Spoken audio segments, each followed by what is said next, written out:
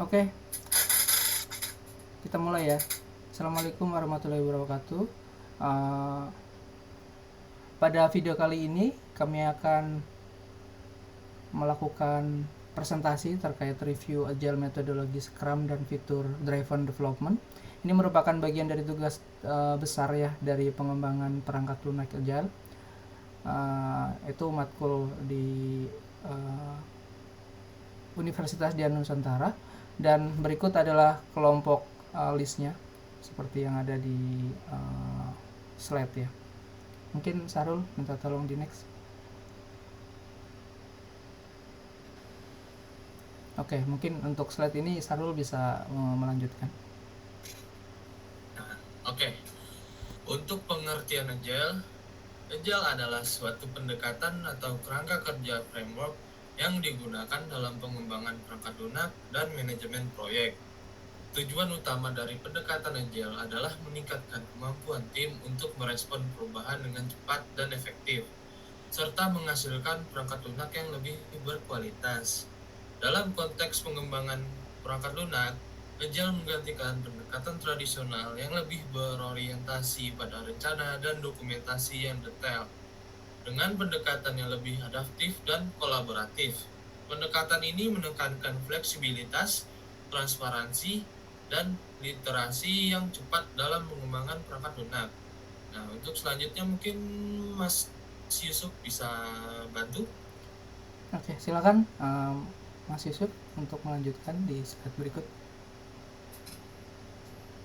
Ya, untuk Agile Development Methodology, apa saja metodologi Agile?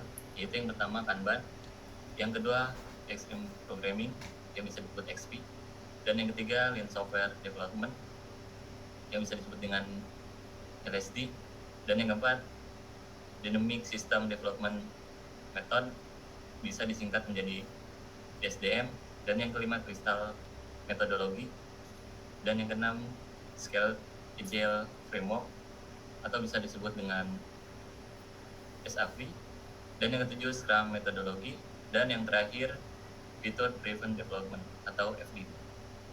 Oke, terima kasih Mas Yusuf. Mungkin Sarul bisa sebentar ke slide yang sebelumnya. Iya, sudah. Iya, berikut adalah contoh dari beberapa metodologi Agile. Sebenarnya masih ada banyak lagi selain dari yang di list ini. Dan pada video kali ini kami akan membahas untuk yang di poin 7 Scrum metodologi, dan juga poin 8 untuk FDD metodologi. Ya, mungkin bisa next, Sarul.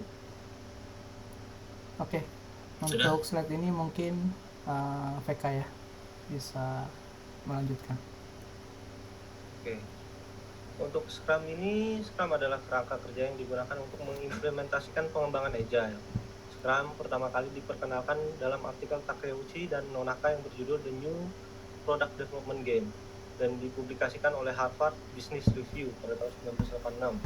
Scrum ini memiliki peran definisi dengan jelas, yaitu Product Owner, Scrum Master, dan Developer. Product Owner bertanggung jawab untuk mewakili kebutuhan pelanggan dan membuat daftar tugas prioritas yang disebut dengan Product Backlog. Scrum Master membantu tim dalam menerapkan Scrum secara efektif dan menghilangkan hambatan yang mungkin terjadi. Developer adalah tim yang bertanggung jawab untuk menghasilkan produk tersebut. Dalam Scrum, tim bekerja dalam periode waktu yang disebut sprint, yang biasanya berlangsung antara 2 hingga 4 minggu. Bisa next.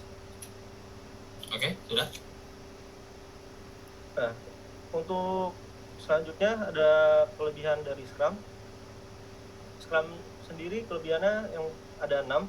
Yang pertama ada stabilitas dan fleksibilitas. Nah, ini memungkinkan tim untuk beradaptasi dengan perubahan kebutuhan pengguna secara cepat. Dalam setiap sprint, tim dapat meninjau dan memperbarui prioritas tugas berdasarkan umpan balik yang diterima.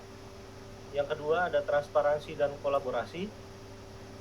Scrum mendorong transparansi dan kolaborasi dalam tim. Setiap anggota tim memiliki visibilitas terhadap kemajuan proyek dan tanggung jawab masing-masing. Yang ketiga ada peningkatan produktivitas. Dengan periode waktu yang terbatas dan fokus pada tugas-tugas yang paling penting, Scrum mendorong peningkatan produktivitas. Yang keempat, ada orientasi pengguna. Scrum mengutamakan kebutuhan pengguna dengan menggunakan user stories. Dalam setiap sprint, tim berfokus pada mengembangkan fitur yang memberikan nilai langsung pada pengguna atau pemangku kepentingan, atau yang biasa disebut dengan stakeholder. Yang kelima, pengelolaan resiko yang lebih baik. Dalam Scrum, resiko dapat diidentifikasi lebih awal dan diatasi secara proaktif. Dengan siklus sprint yang pendek, tim dapat secara teratur mengevaluasi dan menyesuaikan rencana kerja, mengurangi resiko kesalahan besar di akhir proyek. Yang keenam, ada motivasi tim yang tinggi. Motivasi itu dalam Scrum, tim memiliki otonomi dan tanggung jawab yang lebih besar dalam mengatur dan melaksanakan pekerjaan mereka. Minta tolong di next, Mas Sarul. Oke, sudah. Nah, selanjutnya ada kekurangan dari Scrum. Ada 5, yaitu yang pertama, kurang cocok untuk proyek yang sangat terstruktur. Scrum mungkin tidak cocok untuk proyek yang memiliki persyaratan yang sangat terstruktur atau stabil. Jika persyaratan proyek sudah diketahui secara pasti dan sedikit berubah, pendekatan lain seperti model waterfall mungkin lebih sesuai. Yang kedua, kurangnya prediktabilitas. Dalam Scrum, perubahan dan iterasi dapat terjadi di setiap sprint, yang membuat prediksi waktu dan biaya proyek menjadi sulit. Hal ini bisa menjadi tantangan bagi organisasi yang membutuhkan estimasi yang lebih pasti dalam perencanaan proyek. Yang ketiga, ada ketergantungan pada komitmen tim. Scrum mengandalkan komitmen tim yang kuat dan tanggung jawab individu untuk memenuhi target sprint. Jika ada anggota tim yang kurang komitmen atau terlalu sibuk dengan pekerjaan lain, dapat mempengaruhi kesuksesan proyek secara keseluruhan. Yang keempat, fokus yang terlalu kuat pada pengembangan perangkat lunak. Scrum memiliki fokus yang kuat pada pengembangan perangkat lunak dan dapat mengabaikan aspek manajemen proyek yang lebih luas. Nomor 5, kesulitan dalam mengelola proyek yang besar. Scrum lebih cocok untuk proyek dengan tim yang kecil hingga menengah. Pada proyek yang sangat besar, koordinasi antar tim dan pengelolaan ketergantungan dapat menjadi rumit dan mungkin diperlukan pendekatan tambahan seperti pengelolaan skala. Boleh next? Nah, untuk Sudah? part ini siapa ya? Oh ya, Ihsan ya. Silakan, Oke. Ihsan. Saya melanjutkan. Metode FDD. Pengertian metode FDD atau Feature Driven Development adalah sebuah metode perangkat lunak yang berfokus pada pengembangan untuk menyelesaikan fitur demi fitur.